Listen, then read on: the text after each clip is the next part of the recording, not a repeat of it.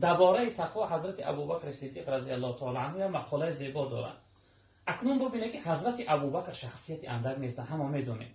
بعد از جناب پیامبر ما وقتی عقیده میخونیم، فقه اکبر، عقیده تحاوی، عقاید نسفی، میگه افضل الناس بعد رسول الله صلی الله علیه و سلم. حضرت ابوبکر میگه بهترین مردم بعد رسول اکرم صلی الله علیه و سلم حضرت ابوبکر میگه. حضرت ابوبکر صدیق رضی الله تعالی عنه بچنان میگه خدا ترسی داشتن که حضرت گفتن که اگر خداوند بگه که تمام مردم دنیا جنت میروند مگر یک نفر نمیروند، یک انسان جنت نمیره، دیگه همه مردم دنیا جنت میروند، حضرت ابوبکر میگه میترسم که همون نفر من نباشم، همون نفری که جنت نمیروه همون من نباشم، میترسم. حتی میگن اگر خداوند یک قدم من داخل جنت کنه، قدم دیگه هم از جنت بیرون باشه، من از مکر خدا میترسم مبادا عمل کنه که ابوبکر رو بگردونش. یعنی چی قدر تقوا، اون تقواش اونها را بزرگ کرده.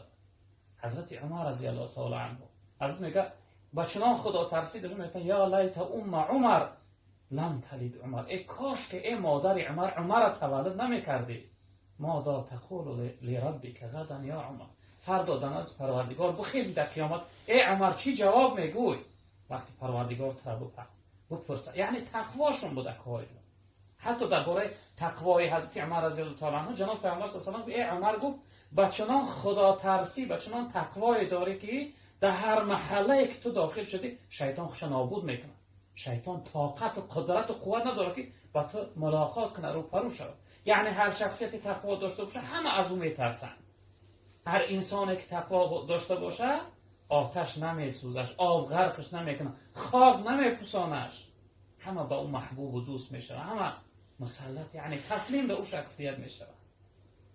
به این خاطر من و شما هم باشیم برادرای عزیز بزرگوار، امروز متاسفانه بین‌الملل فتنه و فساد در روی عالم زیاده. خیلی حذر کردن، خیلی احتیاط کردن در کار. جناب پیغمبر صلی الله علیه و سلم فرمودند که از همه چیزهایی که سببی داخل شدن جنت میشه برای انسان چی است؟ جناب پیغمبر دو چیز بیان کردن، گفتن تقوا الله و حسن الخلق. گفتن یکمش تقوا ترس خدا، دومش اخلاقی. انا می دو چیز از همه زیادتر سبب میشه که انسان ها داخل جنت میشه. به این خاطر تقوا، وقتی که ما و شما تقوا میگیم یعنی پرهیز کردن، احتیاط کردن.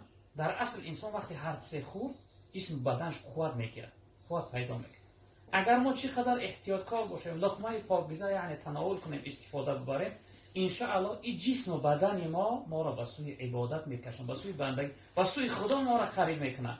اما بی پرواگی کردی، بی تقواگی کردی، هر چیزی پیش آمد یعنی استفاده بردی، بعد چی میشه؟ جسم و بدن انسان در عبادت و بندگی خدا تنبل میشه، سست میشه، انسان از عبادت و بندگی خدا دور میشه. برای هر کدوم باشیم برادرای عزیز بزرگوار راه تقوا را اختیار کنیم. تقوا اصل عبادت تقوا. خداوند بنده های متقیش دوست می‌دارد. در جای دیگر رب العالمین بیان کرده که والله یحب المتقین، پروردگار بنده های پرهیزگارش دوست می‌دارد. در اصل نگاه کنیم اکثر دوستای خدا روی احتیاط کاری و خدا ترسیش رو به خدا رسیدن، یعنی بزرگ شدن در درجه